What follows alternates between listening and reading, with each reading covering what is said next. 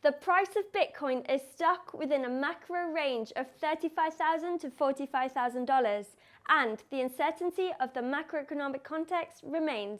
Let's get started.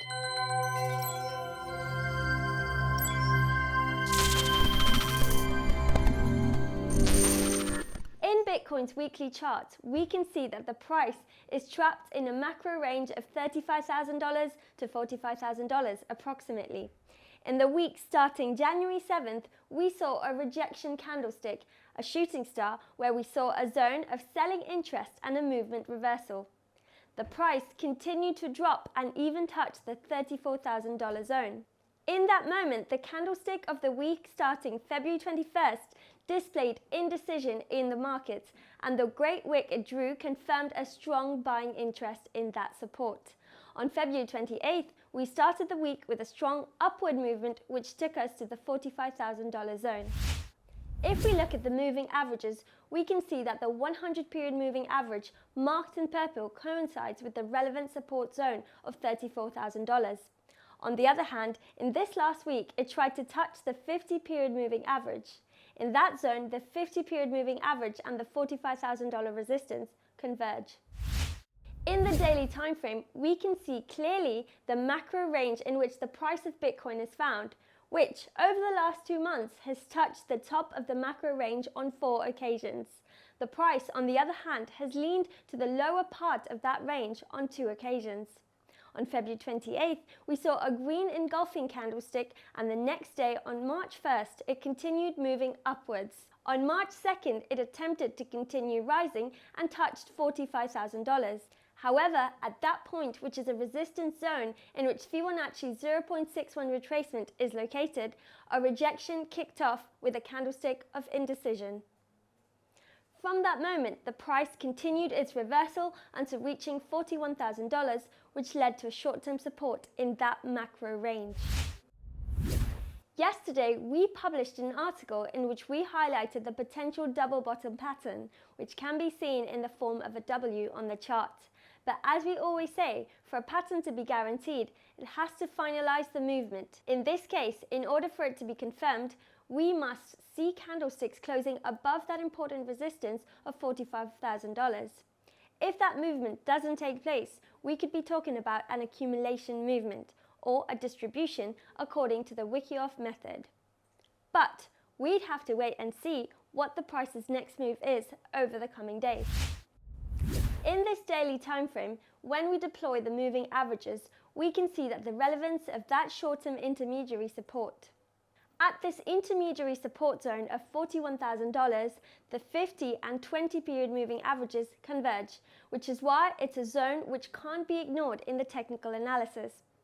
On the other hand, the 100-period moving average confluences with Fibonacci 0.6 and the $45,000 resistance, which confirms the strength of the higher part of the macro range.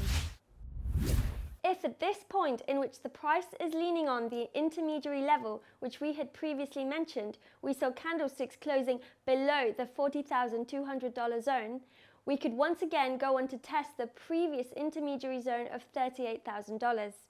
At this intermediary support, Fibonacci 0.78 also merges, which is why it has a relevance in the macro range. But let's not forget that in order to break that support with force, we would have to be in harmony between effort and result. In other words, a strong movement in the price along with an important volume entry, as we saw on January 20th. On the contrary, if we start seeing rejection candlesticks in this intermediary support, it could lead to the pullback, which we tend to mention in our analysis, and the price could move onto the top of the macro range at $45,000. In addition, if that pullback move were to take place, demonstrating harmony between effort and result in the higher part of the range, and the price were to continue rising, we would be talking about a double bottom pattern. In that case, the next resistance to be tested would be located at Fibonacci 0.5, which confluences with the 200-period moving average. In the relative strength index, we can see this bullish trend line which accompanies the price, what we call a convergence between the market strength and the price's movement. However, If we lose this bearish trend line, it could lead to a downward movement, which we mentioned previously, and could end up at $38,000.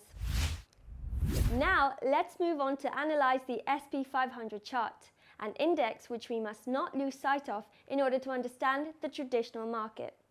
As we can see, the SP 500 broke the support bottom of 4,200 points, and unlike Bitcoin, which was able to maintain its closest support during those times.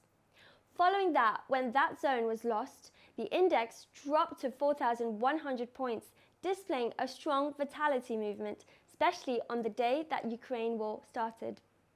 At that point, we can see a great buying interest, a rejection in the fall which drew a hammer candlestick with a huge wick at the bottom, which also led to the divergence with the RSI. As we saw with Bitcoin, an important resistance of 4,400 points had been formed, which coincides with Fibonacci 0.8. A shooting star candlestick was formed, and we saw an attempt to move downwards and is currently being rejected. In the Fear and Greed Index, which measures the investor sentiment in the market, there's still a sense of fear. And if we take a look at the on-chain analysis, as we saw on Nebulous yesterday, whales continue to keep their Bitcoins in their wallets.